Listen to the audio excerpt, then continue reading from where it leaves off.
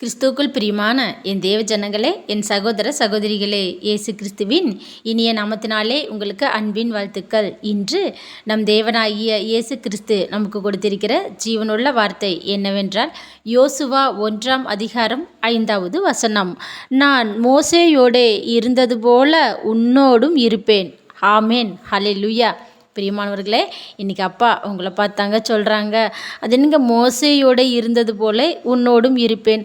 அப்போது வேதாகமத்தில் எத்தனையோ பேரோட ஆண்டவர் இருந்து தானே வந்தார். அதில் முக்கியமாக மோசேயோடு என்று சொல்வது எதற்காக என்று பார்த்தால், பிரியமானவர்களே, மோசேயோடு இருக்கும் பொழுது செங்கடலை பிளந்தார், காடைகளை கொடுத்தார், இஸ்ரவேல் ஜனங்களை வனாந்தரத்திலே அத்தனை வருடங்கள் நடத்தின தேவன்.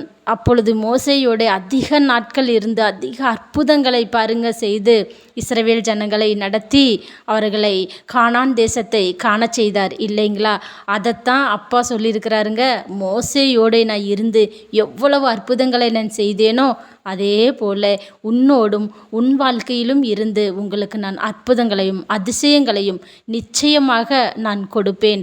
அப்பொழுது நான் வனாந்தரத்திலே வழியையும் அவாந்தர வெளியிலே ஆறுகளையெல்லாம் உண்டாக்கி நான் அற்புதங்களை செய்த தேவன், நான் உன்னோடு இருந்து உன் தேவைகளை அனைத்தும் நான் உனக்கு செய்வேன் என்று சொல்லி இன்றைக்கி அப்பா உங்களை பார்த்து ஆசீர்வதிக்கிறாருங்க. அதனால் கவலைப்படாதீங்க, சந்தோஷமாக இருங்க.